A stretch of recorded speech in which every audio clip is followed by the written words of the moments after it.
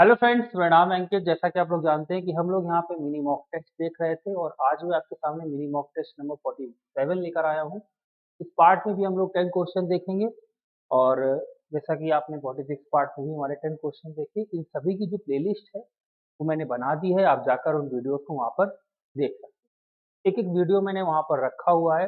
आप हर एक वीडियो को देखिए, हर एक वीडियो में अच्छे क्वेश्चंस आपको मिलेंगे, एग्ज़ाम के लेवल के क्वेश्चंस मिलेंगे, चाहे आप एनडीए के लिए पढ़ रहे हों या एयरफोर्स, नेवी या डबल ए एसएसआर के लिए। इन सभी के लिए क्वेश्चंस आपके इम्पोर्टेंट होने वाले हैं। चलिए शुरुआत करते हैं आज की अपनी इस क्लास की और अपने पहले क्वेश्चन की तरफ। तो चलिए आज का पहला क्वेश्चन आपके सामने स्क्रीन पर ये रहा। देखिए, आज का पहला क्वेश्चन लिखा हुआ है, if A and B are two sets, मतलब ए और बी दो समुच्चय हैं जिसमें 10 और 6 एलिमेंट्स हैं। ए यूनियन बी आपको 12 दिया गया है। तो कह रहा है how many elements are common to both A and B, मतलब ए और बी में कॉमन एलिमेंट्स कितने हैं ये आपको बताना है।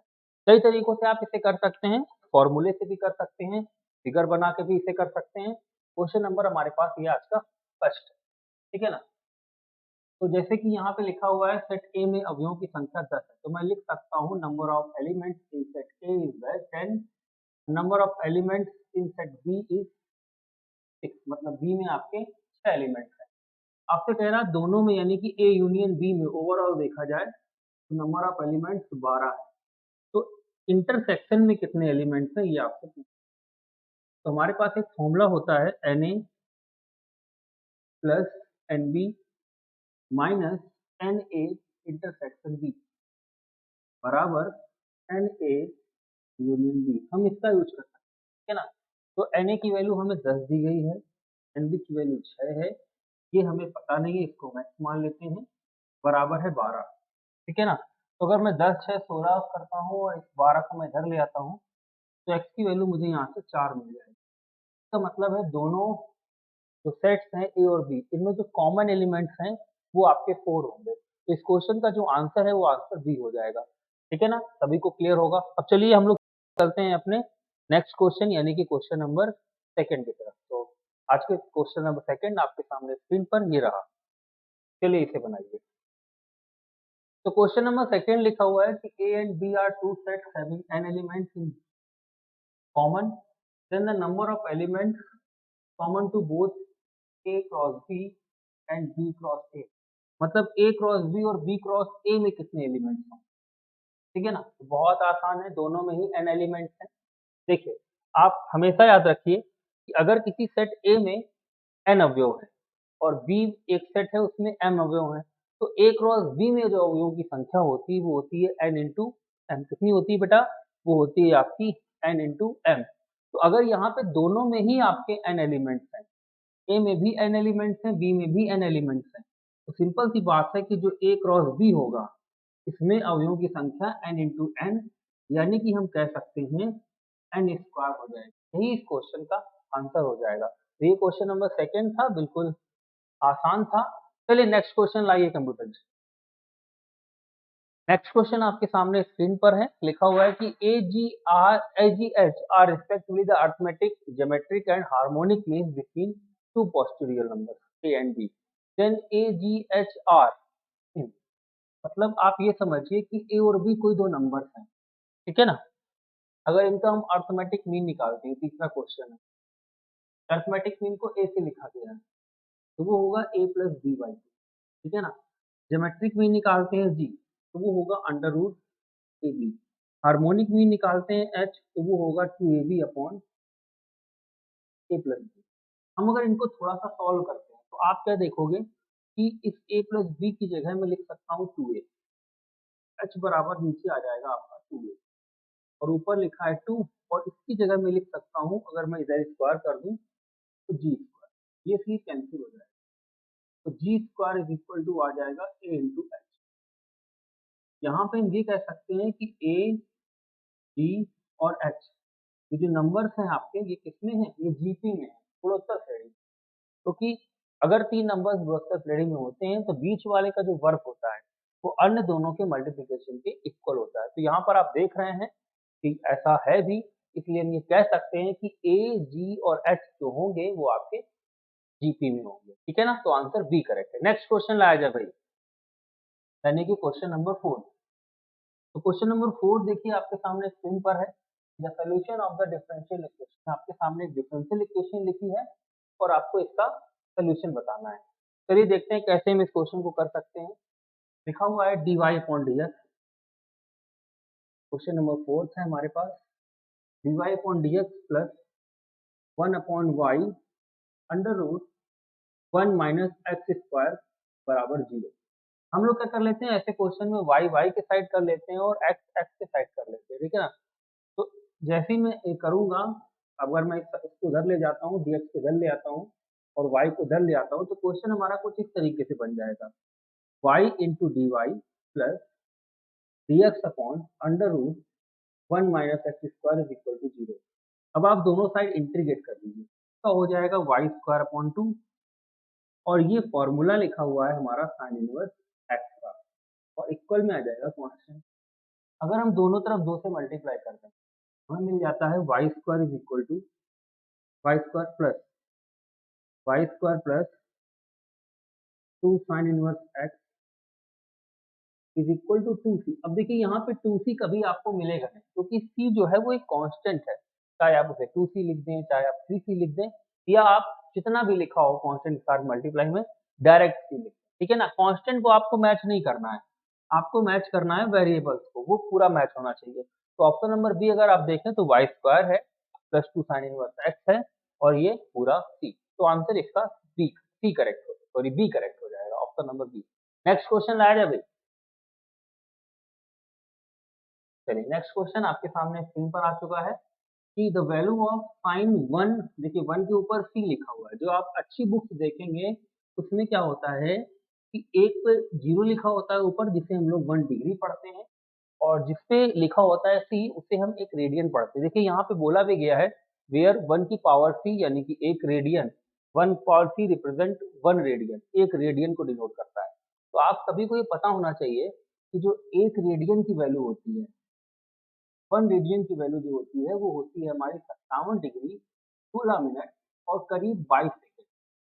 ये आपकी होती है एक रेडियन की वैल्यू, ठीक है ना। तो अगर यहाँ पर ये लिखा हुआ है साइन 1 रेडियन, तो आपसे पूछ रहा है कि साइन 1 रेडियन की वैल्यू क्या होगी। तो हम सब लोग ये जानते हैं कि जो साइन 90 डिग्री होता है उसकी वैल्यू 1 होती है, ठीक है ना। और साइन जो 0 होता है, साइन जो 0 डिग्री होता है उसकी वैल्यू 0 होती है। मतलब वैल्यू 0 से लेकर 90 तक जाकर 1 होती है। इसका मतलब है अगर बीच में ये जो 1 लिखा हुआ है 57 डिग्री और 16 मिनट और करीब 22 सेकेंड, तो इसकी वैल्यू कहीं न कहीं 1 से कम होगी, क्योंकि 90 डिग्री की वैल्यू जो है वो 1 थी, 1 होती है। ठीक क्या मतलब अभी भी होती है, ऐसा तो है नहीं कि अब बदल गई है, अब नहीं होती है, अभी भी होती है। इसका मतलब है कि 1 की जो साइन 1 रेडियन है यानी 57 डिग्री है, इसकी वैल्यू जो भी होगी 1 से छोटी होगी। तो पहला ऑप्शन कह रहा है ग्रेटर देन 1, तो 1 से ज़्यादा तो नहीं होगी, ये कन्फर्म है हमें।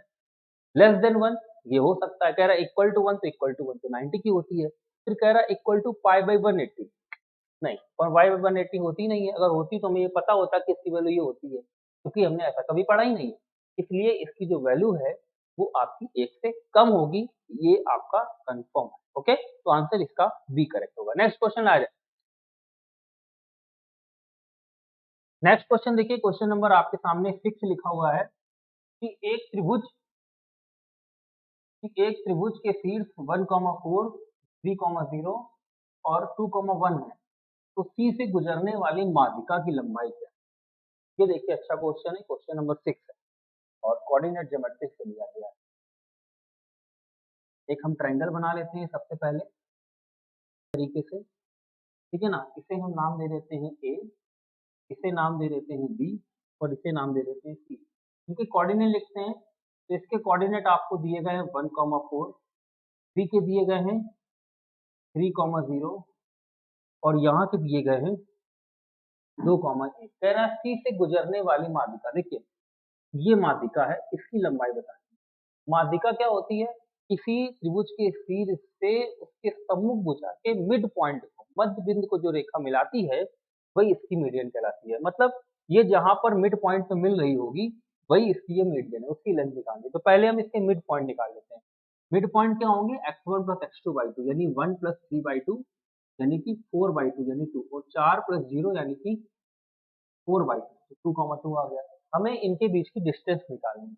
डिस्टेंस फॉर्मूला सभी को पता है। अगर इस पॉइंट को मैं मान लेता हूँ O है तो OC यानी कि इसकी माध्यिका क्या हो जाएगी, 2 और 2 का अंतर 0 का स्क्वायर प्लस 1 और 2 का अंतर 1 का स्क्वायर, तो फाइनली लेंथ आ जाएगी 1 यूनिट यानी कि 1 माइक्रोन। तो इस क्वेश्चन का आंसर जो है वो ऑप्शन नंबर ए करेक्ट होगा।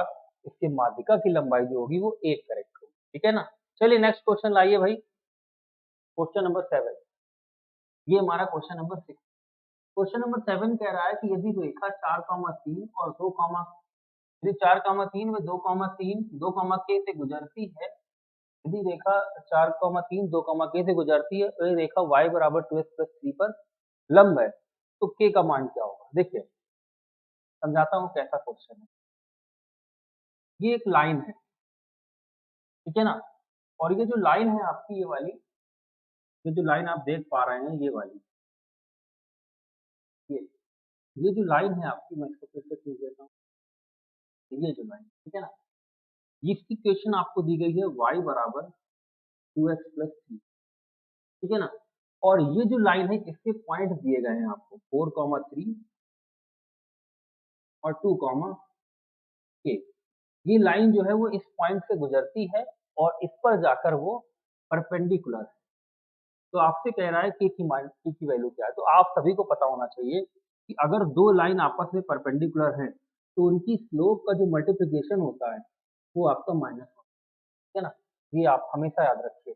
अगर मैं इसकी स्लोप निकालता हूँ तो हमारे पास स्लोप का फॉर्मूला होता है y2 माइनस y1, तो y2 है k minus three upon x2 minus x1 यानी 2 माइनस 4, यानी आ जाएगा k minus three upon minus 2। ये m1 हो गया। m2 क्योंकि अगर इसको मैं कंपेयर कराऊँ y बराबर mx प्लस थ्री से तो m सीधे हमें 2 मिल जाएगा। तो m2 2 है, दोनों का मल्टीप्लिकेशन -1 होगा यानी k minus three upon minus 2 into 2 is equal to -1। ये हमें यहाँ दिया है। तो 2 से 2 कट जाएगा, ये माइनस से माइनस कट जाएगा, ठीक है ना। तो हम कह सकते हैं k minus three is equal to 1 then k is equal to 4। तो जो k का मान होगा वो यहाँ पे 4 हो जाएगा। तो आंसर डी करेक्ट। चलिए भाई नेक्स्ट क्वेश्चन लाया जाए, क्वेश्चन नंबर 8 आज। तो 8 नंबर क्वेश्चन कह रहा है कि यदि रेखा y बराबर 3x प्लस के वृत्त x square plus Y square is equal to 16 को स्पर्श करती है तो k का मान क्या होगा। अब देखिए इसको कैसे करेंगे, ये भी अच्छा क्वेश्चन है। देखिए रेखा आपको दी गई है y बराबर √3x प्लस के स्पर्श करती है circle x square plus Y square plus equal to 16। Question number हमारा 8, ठीक है ना। कैसे करेंगे देखिएगा, आप सभी को पता होना चाहिए कि जब भी कोई y बराबर mx प्लस c लाइन एक circle x square plus Y square is equal to a square को टच करे तो कंडीशन होती है c square is equal to a square m square plus a square. ये वो प्रतिबंध है जो हमेशा फॉलो होता है जब ये लाइन इस सर्कल को टच करे। मतलब ये कंडीशन नहीं होगी तो ये लाइन कभी ये लाइन कभी इस सर्कल को टच कर ही नहीं पाएगी, ठीक है ना। तो अगर मैं इसके अकॉर्डिंग जाता हूँ तो सी हमारा के है, a square is equal to a square 16 into m square, ये एम है √3, हम क्या करा सकते हैं, √3 का स्क्वायर 3 आ जाएगा प्लस ए स्क्वायर यानी 16, तो 16 से 48 प्लस 16 64 आ जाएगा। तो के की वैल्यू आ जाएगी भैया प्लस माइनस 8। ये आंसर हो जाएगा प्लस माइनस 8, यही इस क्वेश्चन का आंसर होगा। चलिए भैया कंप्यूटर जी नेक्स्ट क्वेश्चन लाया जाए बच्चों के सामने।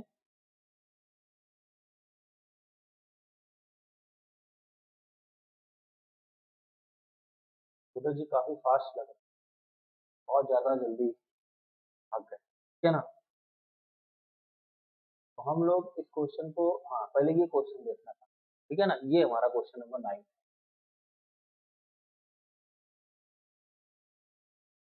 चलिए इसको देखते हैं पहले। क्वेश्चन नंबर 9 देखिए लिखा हुआ है, हमें एक मैट्रिक्स दी गई है ए बराबर 0 माइनस 1 1 0। हमें चाहिए ए की पावर 16। पहले हम लोग ए स्क्वायर निकालेंगे, ए इंटू ए हमें पता है ए स्क्वायर होगा, और ये आपको दिया है 0 -1, और जब तो 1 दिया है ये 0 मल्टीप्लाई करते हैं। जब हम इसका मल्टीप्लिकेशन इसमें करेंगे, देखिए यहाँ पे तो ये 0 और ये -1, क्योंकि पहला एलिमेंट है -1, फिर इसका मल्टीप्लिकेशन होगा तो ये एलिमेंट 0 हो जाएगा, ठीक है ना। फिर हम लोग क्या करेंगे, फिर से हमारा इसका मल्टीप्लिकेशन होगा तो ये 0 और 0, ये हमें 0 मिलेगा। यहाँ मल्टीप्लिकेशन होगा -1 + 0, देखिए ये हमें मिल जाएगा a स्क्वायर, ठीक है ना। और आप सभी को पता होना चाहिए कि अगर a बराबर हमें कभी भी, चाहे किसी भी ऑर्डर की मैं किसी भी ऑर्डर की बात कर रहा हूँ, जरूरी नहीं कि मैं 2 ही ऑर्डर की बात कर रहा हूँ, किसी भी ऑर्डर की, और अगर इसमें हमें a की पावर n निकालना है और उसके केवल डायगोनल में एलिमेंट लिखे, इसमें लिखें ओनली ऑन डायगोनल और कहीं नहीं, अगर केवल डायगोनल में एलिमेंट लिखे हुए हैं तो आप जो भी पावर पूछी जाए केवल डायगोनल में लगा दीजिए, a की पावर n, बाकी सारे एलिमेंट्स जैसे थे वैसे ही रहेंगे, यानी कि 0 रहेंगे, केवल अगर डायगोनल में एलिमेंट है। वही कंडीशन यहाँ पे है, अगर मैं दोनों तरफ पावर 8 लगा दूं तो मुझे 16 मिल जाएगा, और यहाँ पे -1 की पावर 8, 1 0 0, तो ये हमें मिलेगा जिसे हम आइडेंटिटी मैट्रिक्स से लिख सकते हैं। आइडेंटिटी लिखा है, लेकिन आंसर नंबर ये कंफर्म हो रहा है कि डी करेक्ट है, ठीक है ना। इस क्वेश्चन का आंसर डी हो जाएगा। चलिए कंप्यूटर जी नेक्स्ट क्वेश्चन लाइए।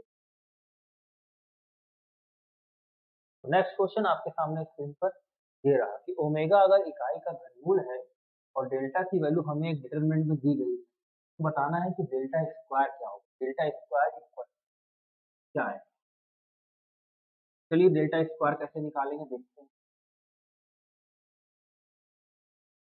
क्वेश्चन नंबर 10 लिखा हुआ है delta is equal to 1 2 omega omega omega square, ठीक है ना। पहले हम डेल्टा की वैल्यू फाइंड आउट कर लेते हैं, तो ये आ जाएगा यहाँ पे ओमेगा स्क्वायर माइनस का 2 ओमेगा स्क्वायर, ठीक है ना। तो यहाँ आ जाएगा आपका माइनस ओमेगा स्क्वायर, और हमें चाहिए डेल्टा का स्क्वायर। जब डेल्टा का आप स्क्वायर करेंगे तो यहाँ माइनस ओमेगा का स्क्वायर, तो ये आ जाएगा ओमेगा की पावर 4, ओमेगा क्यूब की वैल्यू 1 होती है, तो यहाँ मात्र ओमेगा बचेगा, और ओमेगा हमें ऑप्शन नंबर बी में, इस क्वेश्चन का आंसर बी आपका राइट आंसर हो जाएगा। क्लियर है सभी को। तो ये हमारा जो 10 क्वेश्चन थे आज के, वो हमने सारे के सारे कर लिए हैं कंप्लीट। अब मैं आप सभी को बता दूं कि आप हमारी क्लासेस यहाँ तो देख ही रहे हैं, इसके साथ साथ आप हमारी क्लासेस अनअकैडमी पर भी लाइव देख सकते हैं, जहाँ पर मैं आपको डेली क्लासेस सुबह मॉर्निंग से लेकर इवनिंग तक प्रोवाइड कर रहा हूँ। सबसे पहली मेरी क्लास मॉर्निंग में 7 AM to 8 AM, 8 AM to 9 AM, इसके बाद रात में 7 से 8, उसके बाद 8 से 9 मेरी प्लस पे क्लास चल रही है, ठीक है ना। तो बहुत सारी क्लासेस हैं, आप ले सकते हैं उनको, बहुत सारी क्लासेस फ्री ऑफ कॉस्ट है, जिसके लिए अलग से कोई भी चार्जेस आपको नहीं देने हैं। अगर वहाँ पर आते हैं, हमारे वीडियोस को देखते हैं और अनअकैडमी पर आकर आप पढ़ते हैं, चाहे आप नेवी के लिए प्रिपेयर कर रहे हो, नेवी कोस्ट गार्ड के लिए पढ़ रहे हो, एयरफोर्स वाई के लिए पढ़ रहे हो, एयरफोर्स एक्स के लिए पढ़ रहे हो, या एनडीए के लिए पढ़ रहे हो, तो सभी के लिए कोर्सेस अवेलेबल है। वहाँ पर आप आते हैं तो कई फीचर्स आपको देखने को मिलते हैं। सबसे पहले एक रेज हैंड का फीचर मिलता है, इसके ज़रिए आप अपना रेज़ हैंड करके हमसे कोई भी जो डाउट्स है आपका, वो डिस्कस कर सकते हैं। डायरेक्टली हमसे टॉक कर सकते हैं, अपनी प्रॉब्लम्स को डिस्कस कर सकते हैं कि इस तरीके से हमें प्रिपेयर करना चाहिए। हमें जो सर आप बता रहे हैं, हमें यहाँ पे इस पॉइंट में दिक्कत आ रही है, हर एक प्रॉब्लम्स को आपको यहाँ पे सॉर्ट आउट किया जाएगा, ठीक है ना। इसके साथ-साथ आपके जो डाउट्स हैं, उनको सॉल्व करने के लिए भी यहाँ पे एक ऑप्शन है, ask a doubt bye Unacademy. इसके ज़रिए आप अपने डाउट्स जो हैं, वो हमारे पास तक भेज सकते हैं, अपने डाउट्स को हमारे साथ डिस्कस कर सकते हैं, पूछ सकते हैं, हमारी क्लास में भेज सकते हैं, उस क्लास में उसका आपको सॉल्यूशन कराऊँगा, और आप ईज़िली उन क्वेश्चंस को समझ पाएँगे जो भी आपके डाउट्स होंगे। इसके साथ-साथ अभी एनडीए के लिए देखिए ऑफ़र एक चल रहा है, आप सभी लोग देख सकते हैं, 6 मंथ्स फ्री ऑफर चल रहा है on purchasing a plus subscription for 1 year. एक साल से ज़्यादा का अगर आप प्लस सब्सक्रिप्शन ले रहे हैं अनअकैडमी पर, ठीक है ना, तो आपको 6 महीने का जो सब्सक्रिप्शन है वो फ्री ऑफ कॉस्ट दिया जा रहा है, ठीक है ना। और ये केवल वैलिड फॉर 1 डे, केवल 1 दिन के लिए ही वैलिड है, ठीक है ना, दिसंबर रात 12 बजे तक। केवल और केवल, ठीक है ना? इसके पहले तक ही आप अगर सब्सक्रिप्शन ले लेते हैं, तो आपको 6 महीने का जो सब्सक्रिप्शन है, वो फ्री ऑफ कॉस्ट मिल जाएगा। तो अगर आप सब्सक्रिप्शन लेना चाह रहे हैं और सोच रहे हैं, तो ये सबसे अच्छा समय है, जिस पे आप सब्सक्रिप्शन जाकर ले सकते हैं और कुछ अच्छा सीख सकते हैं इस अनअकैडमी के प्लेटफ़ॉर्म पे, ठीक है ना? तो आज की अपनी इस क्लास को अभी यहीं पे एंड करते हैं, मिलते हैं अपने नेक्स्ट पार्ट यानी कि पार्ट 48 में। Thank you, bye, good night all of